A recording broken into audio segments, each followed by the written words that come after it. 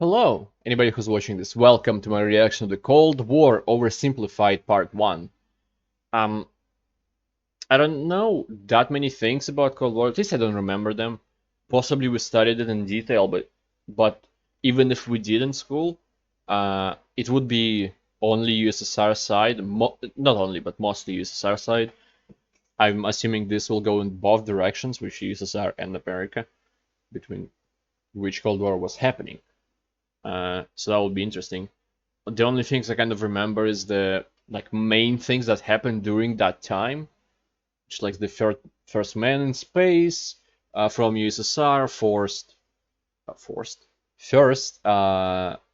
people on the moon from America, like the weapon race as well. First woman in space too, also from Russia. First dogs in space, and last, hopefully, I don't know. Um, but yeah, I'm very curious. My cat is not in a room, so I'm not gonna be distracted a lot. Unless he makes sounds while he's in a different... while he's behind a closed door. But I'll try to be as constrained as I can be on the video itself. So, if you want to help out the channel, there is a donation link in the description below. You can also send me a recommendation for my reactions there. And but you also can do that in the comments below. So, also subscribe if you want more low energy, low quality content. And that's about it. Let's begin. I decided that in order to sell more merch, I should do a face reveal wearing some of it. So are you ready? Here we go. Boom. New minimalist and Cold War merch available now, and get the new limited edition Churchill character pin before it sells out, with more characters coming in the future. Link in the description down below. Okay. The year is 1917. Fighting rages on the Eastern Front of the First World War. Both Germany and Russia are on the brink of collapse. Soldier, I need you to bring me this man. Got it. Found him, sir. What? No, not Lenin. Lenin, the Russian communist. What? Why would I need a beetle? Lenin, the Russian communist. He was exiled to Switzerland. You know what? I'll do it myself. Was he? I don't actually know. I'm not sure about the life of Vladimir Lenin. Who wants to start a revolution? Of course. Also, I want to say, I forgot, your help through the donation link will be very, very appreciated, because these videos, the oversimplified videos, got copyrighted by whatever, some weird thing. I'm not sure if it's legit or not, but I don't want to get a strike on the channel. So I can't really fight it. I tried, like when it's not strikeable, but it was immediately disputed. I disputed it and it was immediately declined. So.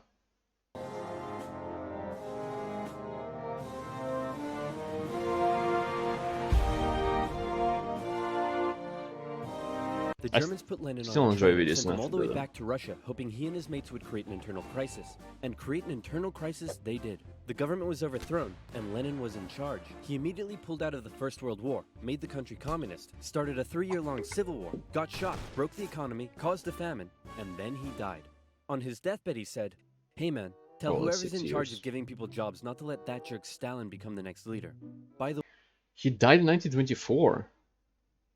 In 3 years, his body in a mausoleum. It's gonna be a 100-year anniversary in 3 years of his body being in a mausoleum. Unless it wasn't put there immediately after his death. That would be weird if you got dug up and then put. It's kind of worse. Anyway. By the way, who did I put in charge of giving people jobs? That would be Stalin, sir. Uh-oh. Stalin was a rising force in the Communist Party. He still had some opponents, but conveniently, all of them were arrested or disappeared. So that was lucky. Wow. And so Stalin took over. Nothing changed in 100 years. 5-year plans, which transformed the country from an agriculture-based economy to an industrial one. And like Lenin before him, he reigned with terror. Anyone who dared criticize or oppose him would either be killed or left to rot in the horrendous Soviet work camps. Then a short man with a silly mustache tried to take over the world, punched the Russians all the way to Moscow, and then the Russians, with some help from their faithful ally, the Winter, punched them all the way back to Berlin. At this point, being allies, America, the UK, and the Soviet Union were good chums. They held a couple of conferences near the end of the war to decide what would happen next. Hey Stalin, after all your trials and tribulation, you must be pretty happy to be standing here in Berlin. Tsar Alexander made it all the way to Paris. Hey, just give me a second. Hey, man, Alexander the I Great? think something's up with Stalin. I know, right? What should we do? Shall I tell him about the bomb? Yeah, tell him about the bomb. That will scare him. So, we got this crazy new big A-bomb that can destroy an entire city in one go. Yes, my spies told me already. Oh wait, I meant to act surprised. Wow, that's amazing. He already knew. How? Spies. Am I sure I want to send nuclear secrets via unsecure public coffee shop Wi-Fi? Am I Stuff ever? ducks. Dude, use a VPN. And speaking of VPNs, if, like me, you take internet safety seriously, then you need NordVPN. NordVPN hides your online nice activities hair. from outside intruders, preventing anyone from stealing your personal data and stopping Why your is the service mountain providers award? selling What your is data that to supposed to advertisers. be in With the over market? 5,000 servers in 62 countries, it allows you to surf the net anonymously and securely. And it's simple to use. With just a click of a button, you can connect to a server halfway across the world, even allowing you to access streaming services from that specific territory. Say, for example, you wanted to watch a certain oversimplified video that for some reason has been blocked in your country. With NordVPN, you can. It works seamlessly across PC, mobile, and tablet. Go to nordvpn.com/oversimplified to get an amazing Sponsor me, I'll be 75% off. That's just much more $2.99 excited per month, during with an other additional people month free sponsor for ads a as well. limited time. So again, that's nordvpn.com/oversimplified, also in the description box down below. Now where were we? Oh yeah. Does the A stand for atomic or ass? Then America dropped their big A-bomb on Japan, and Okay, I World War II kind of want to say that it was in between Berlin's surrender and Japan's surrender. That like few months that happened. officially came to an end. It would be Hooray! weird we if you won. didn't know at Okay, all. so now it's time to establish the new world Even order. without the spice. Stalin, you're in charge of Eastern Europe. Now, we want you to let them all hold elections. Oh yes, of course, elections. And these elections will be free and fair, right? Oh yes, certainly, free and fair.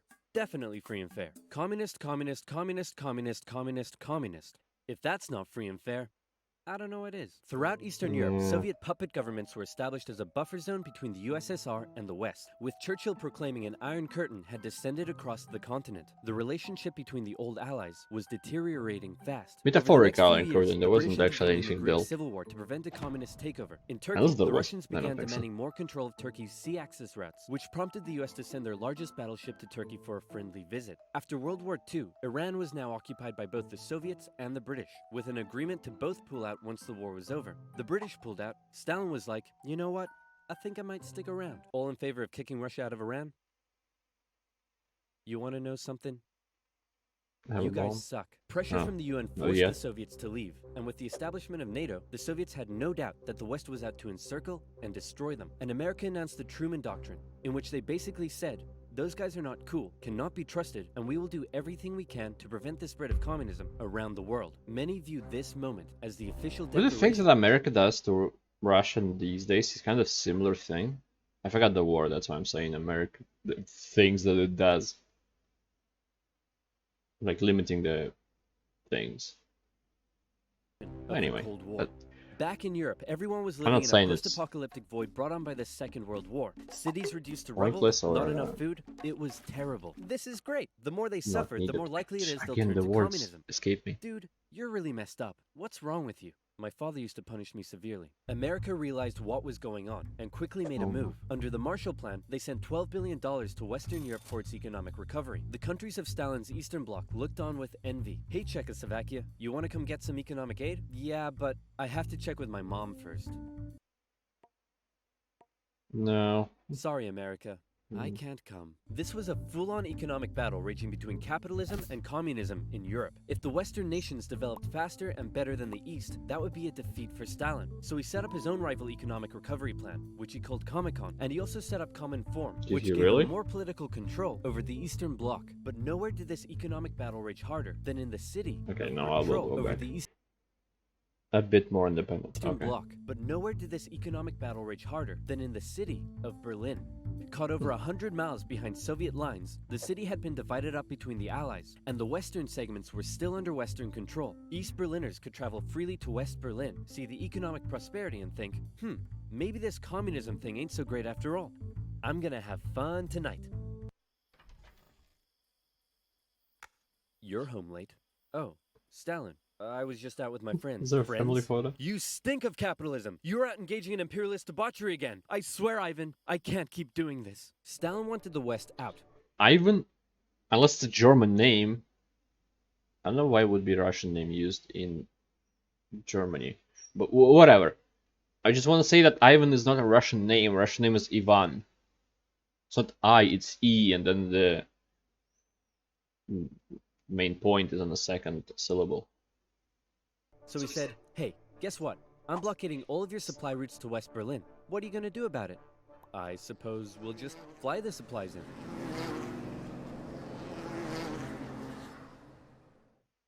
All right, Truman, you in this room. The Berlin airlift was an incredible undertaking and a major success for the Western Allies, and Stalin ended his blockade of West Berlin. His aggressive actions worried the West, but not as much as this did.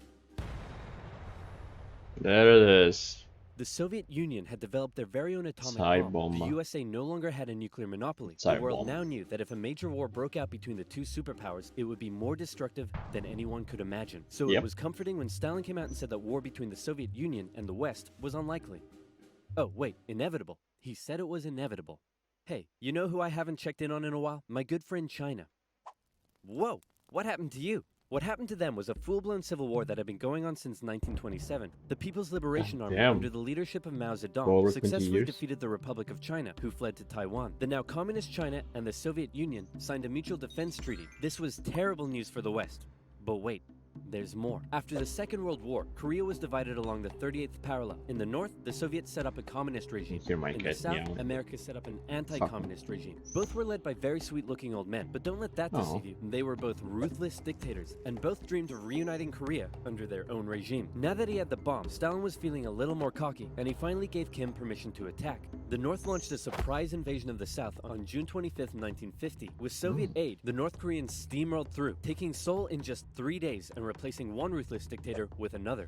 The UN were freaking out and quickly created an emergency force made up of troops from 16 countries to defend the South. The West still held Busan and made landings at Incheon near Seoul. They pushed the North Koreans out of Seoul, replacing the ruthless dictator that had replaced the first ruthless dictator with the same ruthless dictator that had previously been replaced by the new ruthless dictator.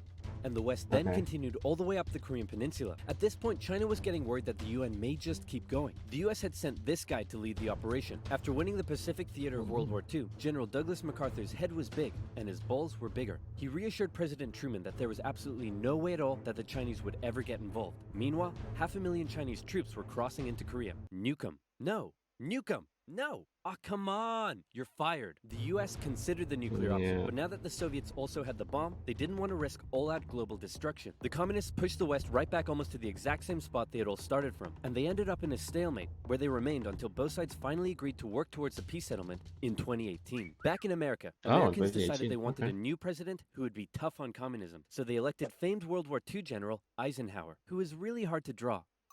It's 1953. Hey Stalin, how you doing? Oh, he's dead. He had a cerebral hemorrhage and his reign of terror kinda came back to bite him in the ass because he had imprisoned all of his best doctors and those that were left were too terrified to treat him. The new leader, Nikita Khrushchev, called a meeting and said, "Hey guys, you know how Stalin was imprisoning and murdering us all for doing basically nothing? Yeah, he was kind of a jerk."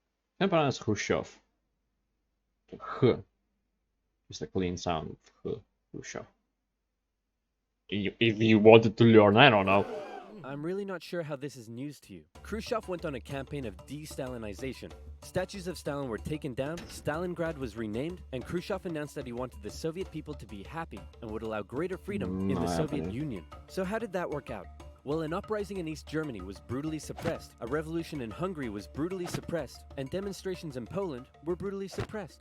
Although he did finally allow some mild reforms. Back in the Soviet Union, he permitted more cultural expression, but then began banning stuff based on his own personal taste. Modern art looks like a child urinated on a canvas. Banned. Jazz music sounds like the feeling of needing to fart. Banned. Your poetry is really depressing. How could anyone in the Soviet Union be depressed? You're banned. Khrushchev wanted the Soviet people to be happy, but not like that. A lot of poetry is depressed. Or that. Young people began enjoying abhorrent Western pop culture. Son, remove that disgusting imperialistic parallel at once. Shut up, Dad. You can't tell me what to do. Well, would you look at that? Turns out he can tell me what to do. The West had initially liked the cut of Khrushchev's jib, but world events soon soured relations even more.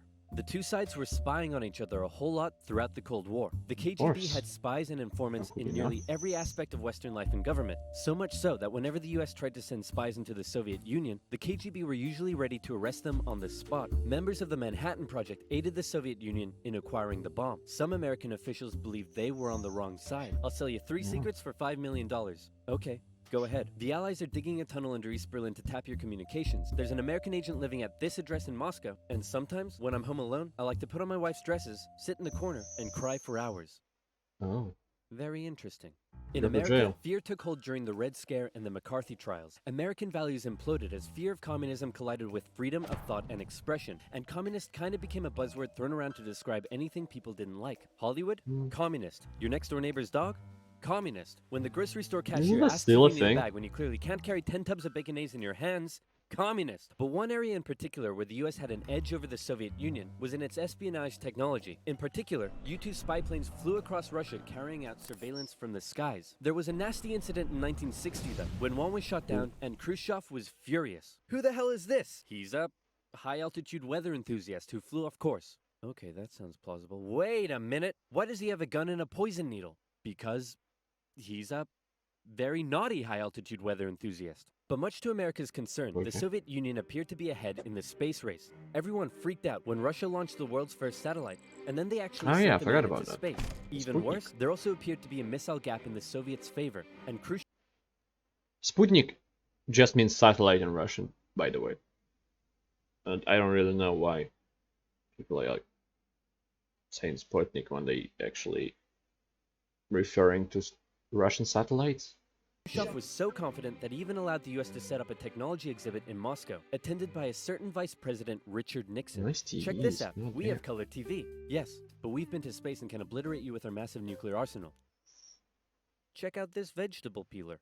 Tensions increased further when both sides upgraded their atomic bombs to hydrogen bombs. And after West Germany was allowed to join NATO in 1955, Khrushchev set up the Defensive Warsaw Pact, strengthening the military ties between the Soviet Union and its satellite states. In 1960, Americans decided they wanted a new president who would be tough on communism, so they elected John F. Kennedy. The Soviet Union was advancing its technology, but it was also bleeding its coffers dry, and all of the money was going towards the military, not the people. Life under communism was still as hard as ever, and Berlin remained a thorn in still kind of the same. The contrast between the economically prosperous West and the struggling East was clearer day by day, and East Berliners were still able to freely travel to the West. Now, many of them were deciding to stay there. Millions defected to West Germany via West Berlin, causing Eastern factories to lose workers. And I knew about the wall, but I didn't know the Soviet reason leaders for it decided being this built. couldn't continue any longer. First, Khrushchev tried this: leave West Berlin, or else. Or else what?